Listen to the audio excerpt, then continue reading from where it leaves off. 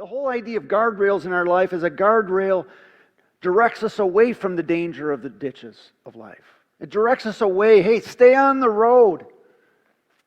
And it protects us from major damage, the trees and the rocks that are in the ditches of life. It says, stay away from that. Maybe you have a little damage hidden into the guardrail, but just stay away from the major damage. So today we go just a little bit deeper. We talk about how we need the guardrails in marriage relationships. And some of us are like, whoa, that's just way too much for me. It's okay. But marriage is like driving down the road with your spouse. As you're just driving down the road, you're enjoying life. Oh, look at the nice trees. We got the yellows and the orange and red and a little green in there a little bit. It's beautiful. And you're enjoying life. Driving down the road with your spouse. And then you get to a point where it's like, I think we should go this way, hon. And your spouse, no, I think we should go this way. And it's all fun and games until there's a fight for the steering wheel. And things start to swerve a little bit. And I don't know if you've ever had that in your car anyways, but it's scary. And even more, in a marriage situation, it gets even more scary. Because you're heading for the ditches of life. And maybe that's what you're thinking about this morning. Say, man, I'm heading right for this, the ditches of life, and with my marriage. And in our verse for today, it comes out of Proverbs chapter 27. But before I get to that, is that your situation? There's a fight for the steering wheel of your marriage? Is that normal in yours? Does it feel like you're swerving all over the road? And there's good news in this today. Because we're going to talk some about. And let me grab the people that are single right now just before we lose them, because otherwise you're thinking, oh, Matt, this is going to be a waste of time this morning. I'm single. I don't have anything to do with this. Let me grab you a second before we get there. I want you to look at it at a different perspective. You may be married someday. And even just looking at my daughter, I in my head right now, I'm not ready for that, but I'm just saying that maybe she'll be married someday. It's okay, right? Someday that might be you. Just put all this, what we're talking about, put it in a basket for later in life because you want to bring this out then. And there's some other people here that are single, and maybe that's God's plan for you, that you'll stay single the rest of your life. But you're going to interact with people that are married. And you want to make sure that you respect these ideas of guardrails in their lives. And you want to promote that. People establishing good, godly guardrails. So either way, if you're single right now, it's okay. Stay listening. Because we're going to talk about things that they do interact in your life as well. Because the main goal for everybody is to stay on the road with Jesus. This is staying on the road. If you're single, stay on the road with Jesus. If you're married, staying on the road with Jesus. You're driving down the road with your spouse. You know, there's great things that happen in life when you are on the road with Jesus. And here's the verse for today. It comes from Proverbs 27. A prudent person foresees danger and takes precautions. A simpleton goes blindly on and suffers the consequences. And hopefully you catch a little bit about this. A prudent person, a person who's wise, a person who looks at where they're going, maybe they're swerving a little bit, they take account of what's reality. And they see the possible dangers. And they take precautions. Hey, I'm going towards the ditch. I need to stay back on the road with Jesus. See, but now a simpleton, sometimes known as a fool, someone who doesn't take account of reality, or maybe they see reality and they just ignore it. They said, I know I'm going to the ditch. I'm just going to keep going. I'm driving down the road with my spouse heading for the ditch. I'm just going to keep going that way.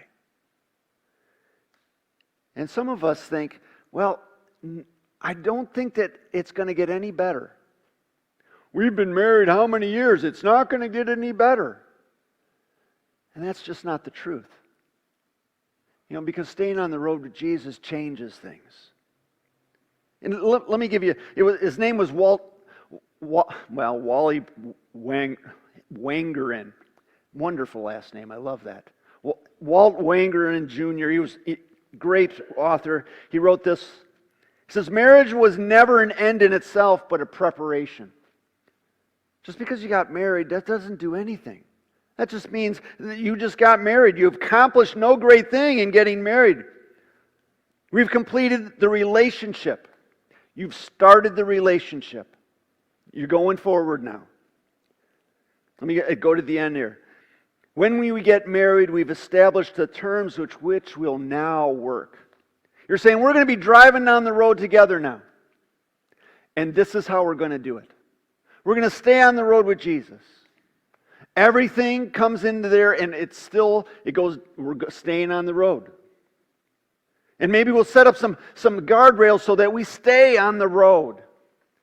But just because you get married doesn't mean it's done. It's a continual process of making sure things are right and that you're staying on the road with Jesus. And let me go one step further here. Not even just, we got married, all right, we're going to work together, but how are you going to work together? And every time I talk about marriage, or I talk to people about marriage even, I bring up, how do you stay on the road with Jesus? I talk about Ephesians chapter 5, verse 21, and I say this, and further, submit to one another out of reverence for Christ. Here, just say that with me, right? Because this is one that, if you get nothing else about what makes a marriage, this is it. So say it with me here. And further, submit to one another out of reverence for Christ. One more time. Further, submit to one another out of reverence for Christ. See, the Apostle Paul was talking to people from this town called Ephesus. People just like us, trying to figure out what it means to walk with Jesus, how to drive on the road with Jesus all through life. And he was saying, I want you to live as children of light, children of God, holy, staying on the road with Jesus. And he says, be careful how you live, not as unwise people, but wise people. I want you to submit to one another out of reverence to Christ. Because a healthy marriage relationship starts with submission. I don't know of anybody else who talks like that. The Bible says that, but then we kind of throw that to the side because we don't really want to talk about that. Because when it comes down to it, we all have a submission problem. We all do. We think, well, I'll submit if it benefits me. And it used to be in weddings. We still listen for it. All right, is she going to obey and submit? Right? Is it going to be in there? But nobody says it anymore. It's not even implied anymore. But a healthy, godly marriage starts with submission. I have this folder that I use only for two purposes. It's a binder. It's got a nice little thing on it. It sticks to my hand so I can hold it upside down. It doesn't fall off my hand, so it's always there. And I only use it for two reasons. I use it for weddings, and I use it for funerals. Because I'm standing up in front of people, I want to have my notes right there, and I can talk, and it's all right there, and I can turn pages. And every time I go through it, I'm going to do a wedding, and the stuff that was in there is from a funeral. I have to take the funeral notes out and put in the wedding stuff, and then when I'm going to do a funeral, and there's a wedding notes in there, I have to take those out. And every time I go through this folder, I think, I use it kind of for the same purposes. And for some people, it's like, wait, what? You can't go there, Matt. Weddings are about new life. People drawn together. It's about love. Well, let me tell you this. Funerals are like weddings in this way. In a marriage, there is a funeral for yourself. For yourself. There's a funeral for yourself when you get married. It used to just be you, like your whole world, it revolved around you, but now you have found a teammate, someone who drives along the life, on the road with Jesus with you, and it's no longer just about you. That person is gone. It doesn't mean that your personality is gone, that you've ceased to be a person, but that self part is gone. You've submitted to a team. You are a team with somebody. And if it's all about you, it's going to be full of dysfunction and ungodliness. It's about you together staying on the road with Jesus. Not just you and your spouse being in the same car, but separated, maybe like one's in the back seat, one's in the front. No, you are a team. And you had a funeral for yourself, living only for yourself. And you are now a team. It was John Gray who wrote Men Are From Mars, which is a wonderful book. He wrote this: "It's a wise groom who has been dragged to the altar. He knows what love is. It's death. A death to yourself. Because now you're living for somebody else as well." That seems weird in our world. Even Jesus brings this up. He says, there's no greater love than a man lay down his life for his friends. This whole idea of submission, it goes way beyond us. We can't make sense of it because it's about us still. We haven't had that funeral for ourselves yet. It was the 70s, and some of you were alive then. It was the women's lib days. It was wonderful, and in some ways this was a wonderful movement. In some ways it was a destructive movement. In some ways it needed to happen. It said, women, stand up for yourselves. Don't put up with abuse. Don't go through life that you can have unequal pay or abuse in the workplace or get trampled on. You need to stand up. And it was wonderful in that way. It had to happen. The other part of it was selling people with the idea that, no, you can do it all on your own. It's all about you. Who was it? It was Gloria Steinem that said, a woman needs a man as like a fish needs a bicycle. And it's a wonderful line. It's very clever. But if you're on the road with Jesus and it's all about you, you're not a team. What happened is it's no longer teamwork. You've started a fight. It's conflict already. No, it's about me. No, it's about me. And we'll try to compromise. No, it's still about me. I want it my way. And it's not about each other. It's not about saying, all right, I am submitting to one another out of reverence to Christ. And I'm not having this funeral for myself because it's still all about me. And that's why we go, only 4 out of 6 marriages will ever go the distance because we haven't had that funeral for ourselves. It's still all about us. It says a prudent person foresees the dangers and takes precautions. The simpleton goes blindly on and suffers the consequences. It's all about them. It doesn't matter about the other person. Hey, we're going towards the ditch. Well, I'm doing all right in here.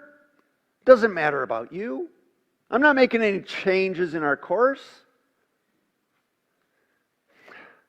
A wise, a prudent person sets up some guardrails so you're not gone into the ditches because as a team, you want to stay on the road with Jesus. So we want to talk about some of the guardrails as well. But it's important to get to what's the foundation. Submit to one another out of reverence to Christ. Setting up guardrails is hard, but without a foundation, it's near impossible.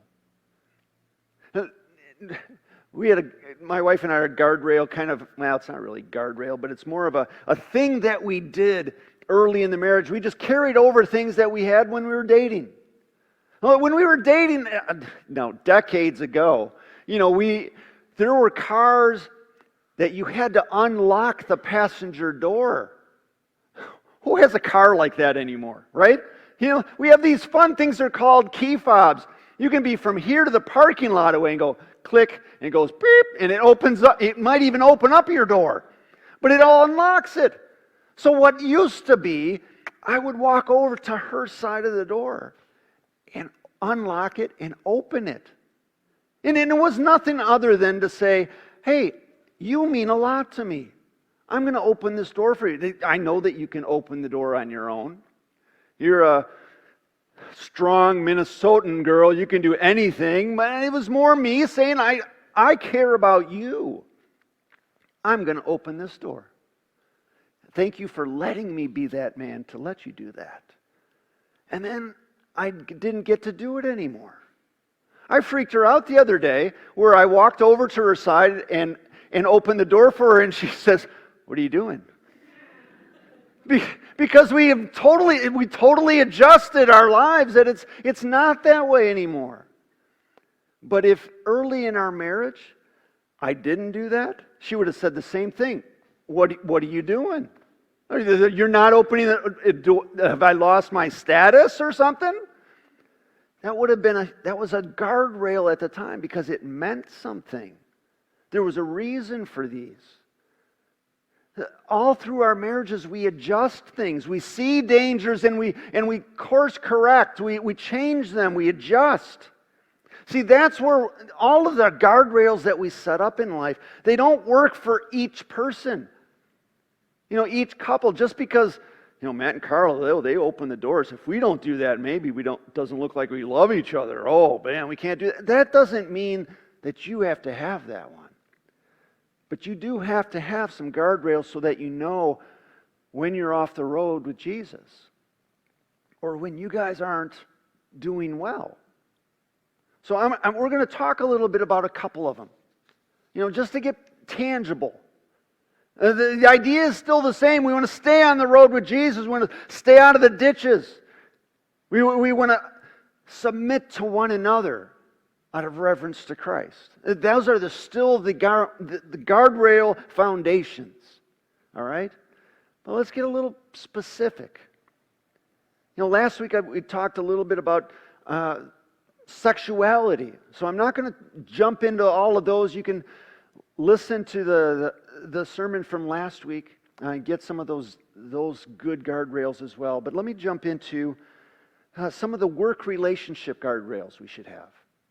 Because if you're working, sometimes that gets in the way of the two of you.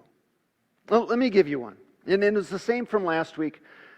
If you feel your heart desires drifting towards a specific person at work, tell somebody about it. Because chances are it's not always accurate.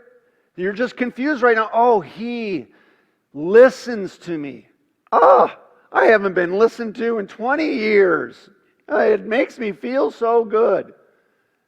And that doesn't mean he cares about you. He just listened to you at that moment. So talk with somebody. Am I weird on this one? Did I hear this right? No. You talk, figure that out. That should be a great guardrail, especially at work. Bring your spouse to every work party so that they say, no, this is who I'm connected with. We're staying on the road with Jesus. Now, let me give you another guardrail here. When you continually come home in a bad mood because of work.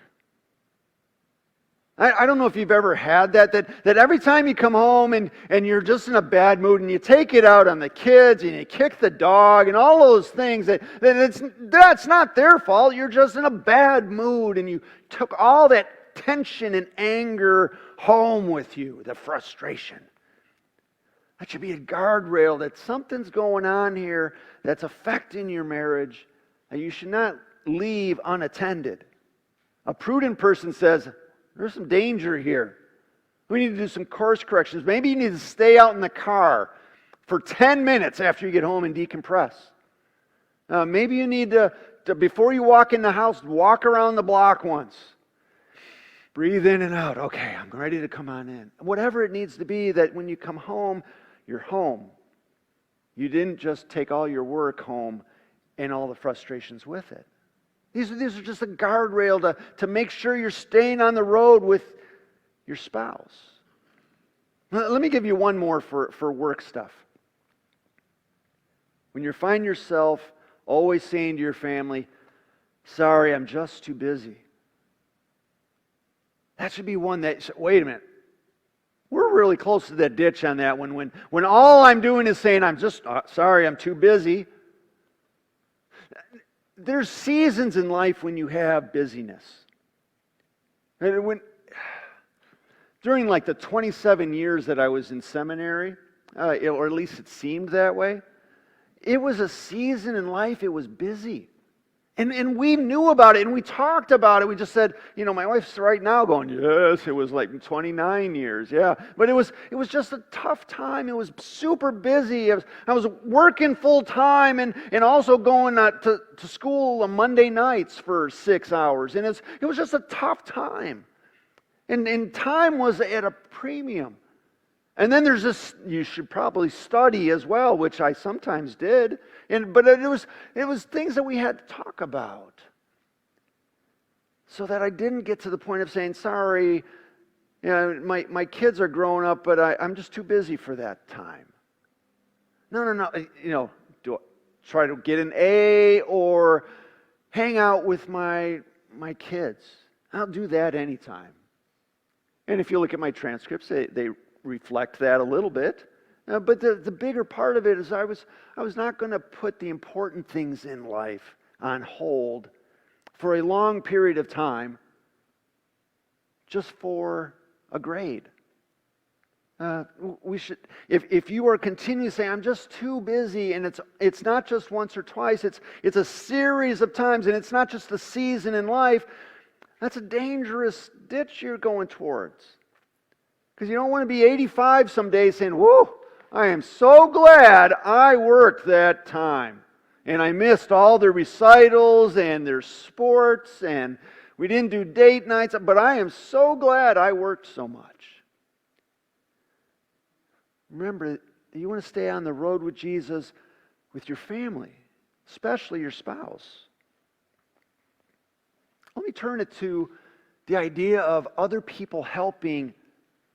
And we have groups of people that help you stay on the road. And it's an intentional group life. You need others to help build your marriage. As much as we don't understand that sometimes, you need other people to help you there. Here's your question. Who gives you feedback when they see you veering towards the ditches of life?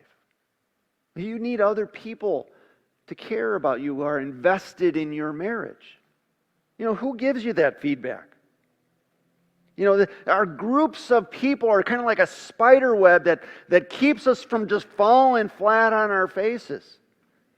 In some ways, this is like a traditional small group that we need. We need some people that are invested in our lives. That's my plug for small groups.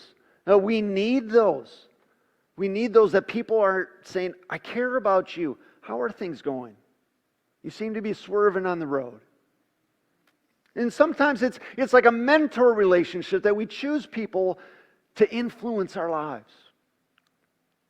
Every couple that I get to do premarital counseling with, I tell them that they need to find marriage mentors. And you're initially saying, whoa, that sounds weird. And I say it this way, that you need to find people that they're older and they still look like they like each other. In some ways that's a rarity, but they look like they like each other yet. They laugh with one another and say, wow, we want to do things like that. How do they do that? And you get to know them and maybe have them over for dinner or hang out with them to find out what they are doing. and how you can bring that into your marriage. And you ask them, hey, we want to do things that way. And I tell them, this couples, you need to find marriage mentors in this way as well. That safe person that you can ask any question about. I always talk about this guy Mike back in Minnesota. When I was first married, of course I had no idea what I was doing, because every guy comes into the situation, I have no idea what I'm doing in this. I'm just going with it. And I could talk with him about anything. Mike, all right, just the other night we talked about something, and then I said something and it went off the rails. And, what happened? Can you help me out here? He says, well, one example is, maybe your first response shouldn't be sarcasm. And it's like, what? Come on. And I could talk with him, and he was invested in our marriage. I could talk with him about things, and I said, oh, man, I messed that one up. We need other people to help build our marriages. And that's important. Let me go one last step, and I know that I've gone a little bit long on those. One last step here. I want to talk about how we need to talk about financial guardrails. Next week we're going to talk specifically about finances, but let me give you a little head start on this. Because the two things that cause the most stress in marriages, we all know them. It's sex and money. Those cause the most conflict and the most headaches. And we need to get a handle of those. We need to set some good guardrails, some good financial guardrails, so that your marriage is staying on the road. And your first one is to track your expenses. I wish everybody had some kind of budget. Everybody had some kind of way to figure out what you're spending your money on. If you pay attention to anything nowadays and what you're spending money on, you know at least two things that have gone through the roof. It's been gas prices, and it's been food prices. Housing as well, but at least for me, I understand these. I'm paying $4.45 for a gallon of gas this past weekend. What in the world's going on? I know where we're spending some of this money. How many 2 years ago it was like $2? And food prices, well, if you have transportation prices that go up, the money to get your food to market goes up. So your food prices are going up. But you don't know what you're spending your money on unless you track what you're spending your money on. Your first guardrail is financially is to know what you're spending your money on.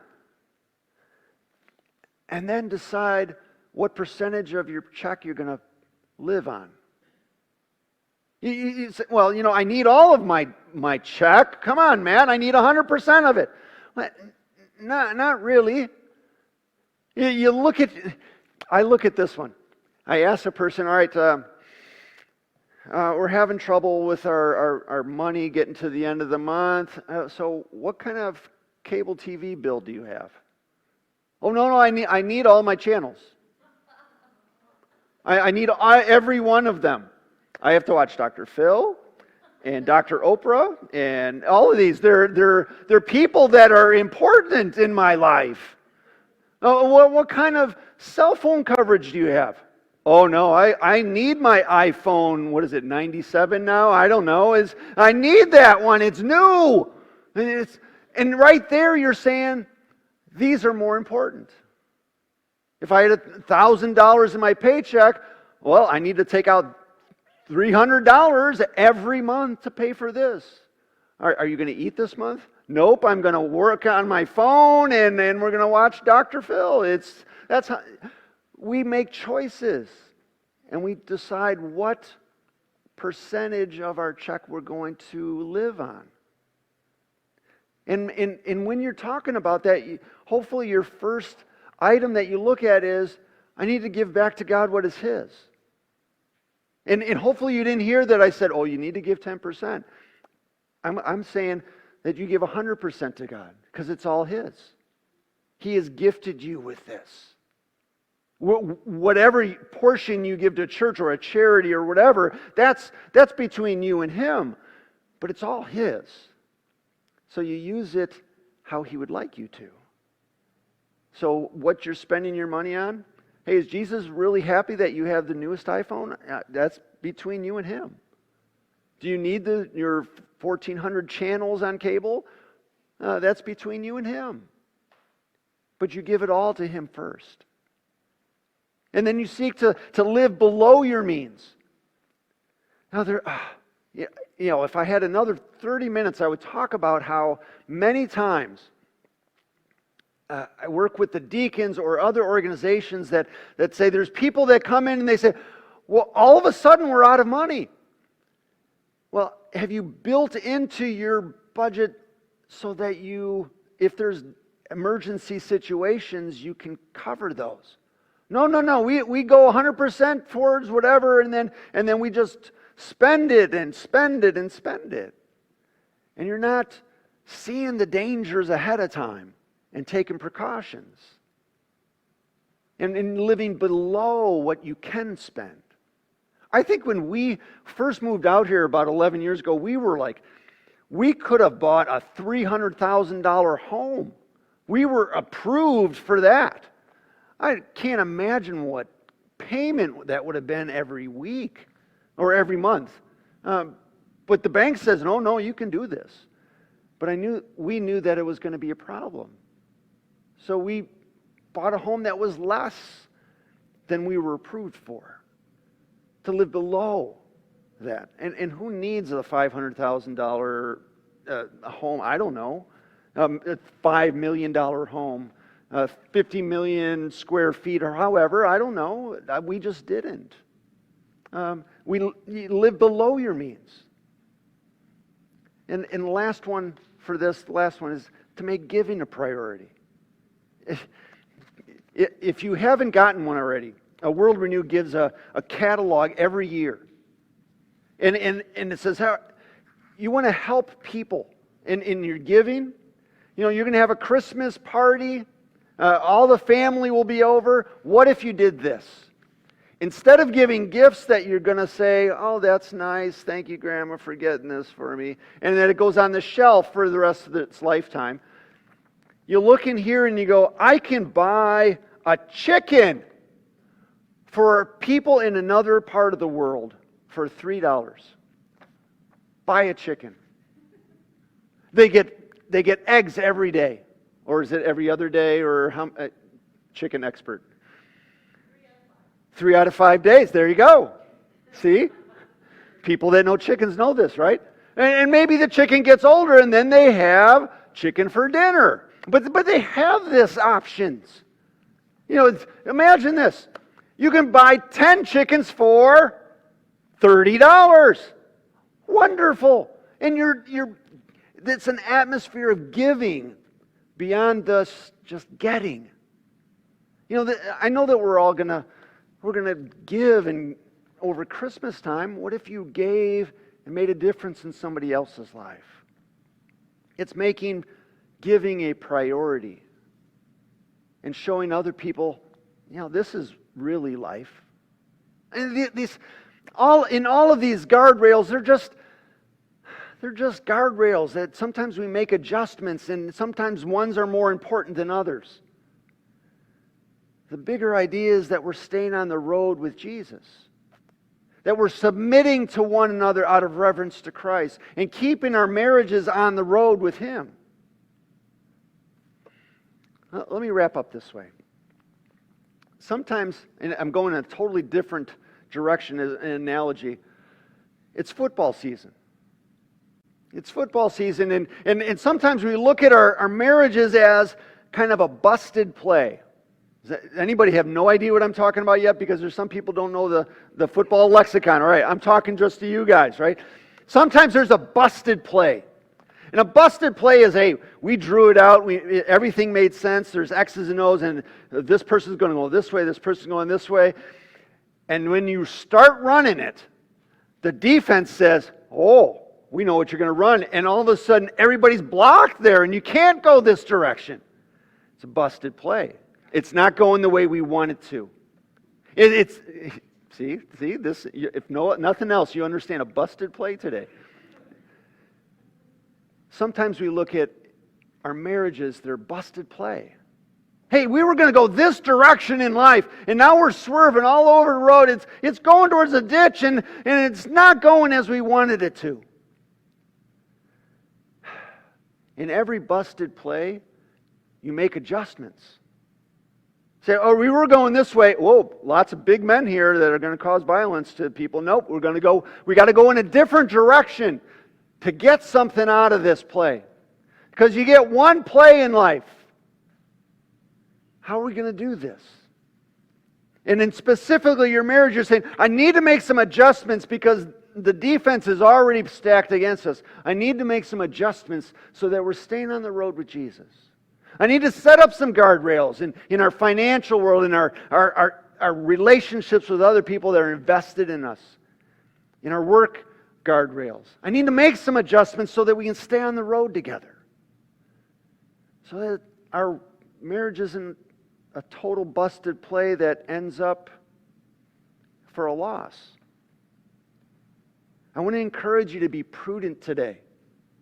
To be prudent, to say, I can see danger coming here. We're swerving on the road. We need to take precautions, make some adjustments.